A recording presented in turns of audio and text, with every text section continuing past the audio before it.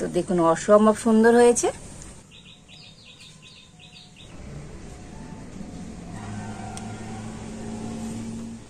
নমস্কার বন্ধুরা, রূপা রন্ধনশালায় আপনাদের সকলকে অনেক অনেক স্বাগত জানিয়ে চলে এসেছি প্রতিদিনের মতো আবার একটা দারুণ রেসিপি নিয়ে। আর আজকে আমি বানাবো পাকা আম দিয়ে পাকা আমের আমসত্ত্ব। তো মাত্র দুটো উপকরণ দিয়ে তো বাড়িতে আপনারা একেবারে দোকানের মতো কিন্তু আমসত্ত্ব বানিয়ে নিতে পারবেন। আর এই আমসত্ত্ব বানানো তো বন্ধুরা খুবই কিন্তু সহজ। তো আপনারা সঙ্গে থাকুন আর প্রথম থেকে শেষ পর্যন্ত পুরো রেসিপিটা দেখতে থাকুন। আশা করি আজকের রেসিপিটা আপনাদের ভালো লাগবে। আর আজকের আমি আমসত্ত্বের জন্য এখানে এক ঝুড়ি আম নিয়ে নিয়েছি। তো এখানে 1.5 কেজি আম আছে। তো আমগুলো কিন্তু আগে থেকে ভালো করে ধুয়ে নিয়ে এসেছি। আর এখন আমি আমগুলো ছাড়িয়ে আর কেটে নেব।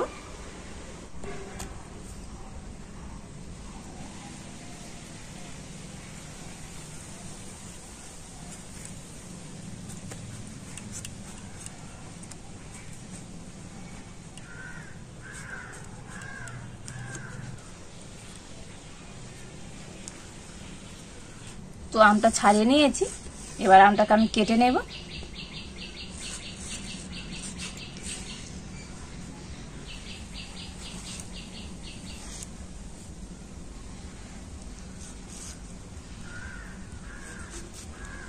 তো আমগুলো আমি এইরকম টুকরো টুকরো করে কেটে নিচ্ছি।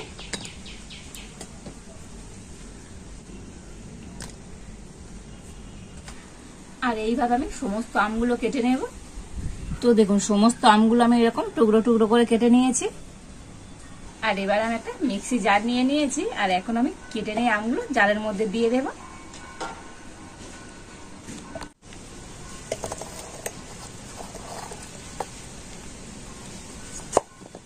তো সব আমগুলো একেবারে ধরবে না, তো আমি দুবার ধরে মিক্সিতে কিন্তু সমস্ত আমগুলো ভালো করে পেস্ট করে নিয়ে আসবো।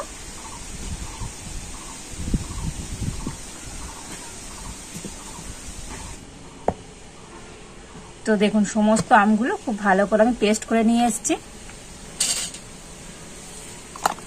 আর দেখুন এইরকম কিন্তু মিহি পেস্ট করতে হবে, তো কোনো রকম কিন্তু গোটা গোটা অংশ না থাকে। তো একদম মিহি করে আমি পেস্ট করে নিয়ে চলে এসেছি। তো এখন আমি একটা জায়গাতে করে নিয়ে নিচ্ছি।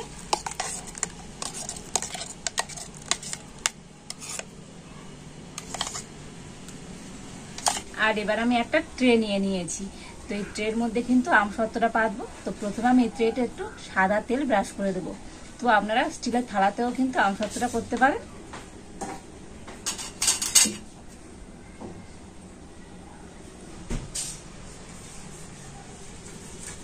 তো সাদা তেলটা এরকম চার সাইডেও ভালোভাবে দিয়ে দেবো।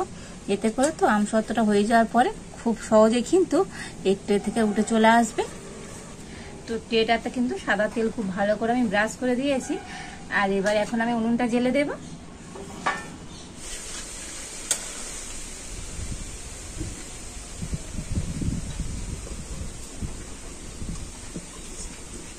আর এবার আমি আমের পাল্পটা কড়াতে দিয়ে দিচ্ছি।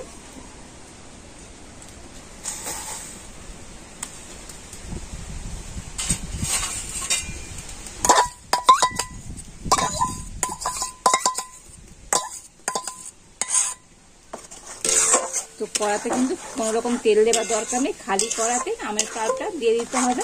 আর এখন আমি আমের পাল্পটা একটু ফুটিয়ে নেব।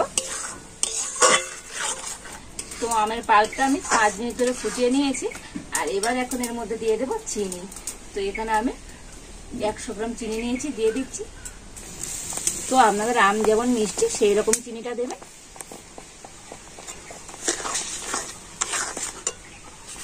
আর দিয়ে দেবো অল্প একটু বিট লবণ। বিট লবণটা দিলে তো এই আমসত্ত্বের টেস্টটা কিন্তু আরো দারুণ হবে। তো আবারও আমি কন্টিনিউ নাড়াচাড়া করে আমের পাল্প একটু ভালো করে ফুটিয়ে নেব। তো আমের পাল্পটা কিন্তু আমি 10 মিনিট ধরে খুব ভালো করে ফুটিয়ে নিয়েছি।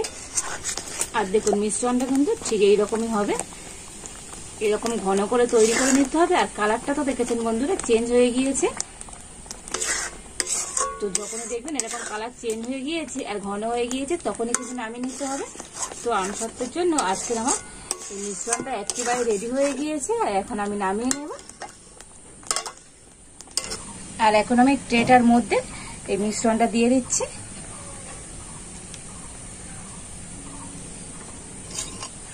আর এবার আমি ট্রেটা ধরে এই মিশ্রণটা ট্রেটার মধ্যে ছড়িয়ে দেব।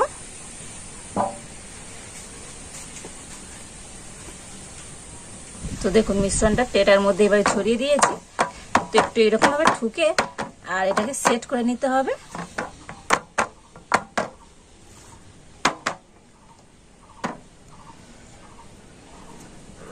আর এখন আমি এই ট্রেটা ধরে রোদ্দুরে দেব। তো বন্ধুরা আমসত্ত্বটা এই রোদ্দুরে মোটামুটি 2 দিন দিতে হবে, আর 2 দিন পরে আপনাদের দেখাবো কেমন আমসত্ত্ব হয়েছে।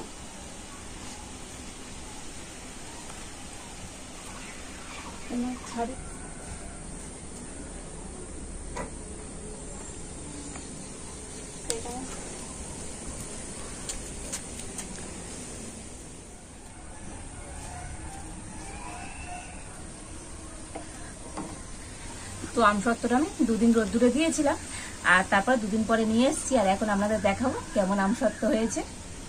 তো দেখুন আমসত্ত্বটা একেবারে কিন্তু ভালোভাবে শুকিয়ে গিয়েছে। আর এখন আমি তুলে নেব।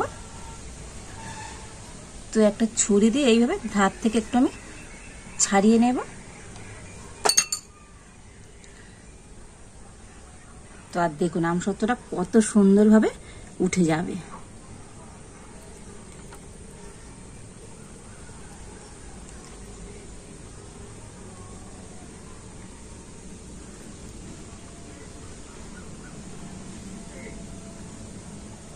তো দেখুন কত সুন্দরভাবে আমসত্ত্বটা ট্রে থেকে ছেড়ে চলে এলো, আর কতটা সুন্দর হয়েছে দেখুন বন্ধুরা।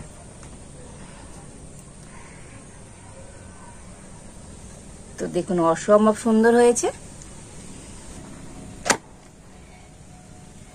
আর এবারে আমি একটা ছুরি দিয়ে কেটে নেব।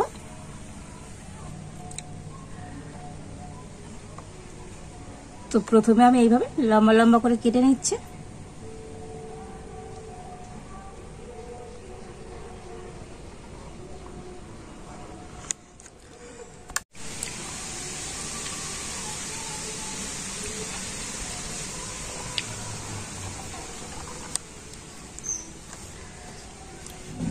আর আবার এইরকম ভাবে কেটে নিচ্ছে।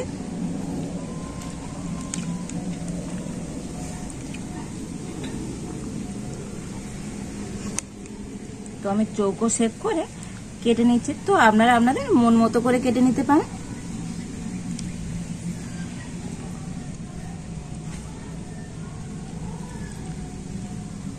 আর দেখুন বন্ধুরা কতটা সুন্দর হয়েছে আজকের এই আমসত্ত্বগুলো,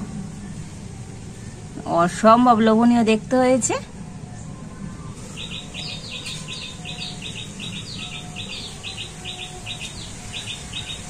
তো দেখুন কতটা দুর্দান্ত হয়েছে।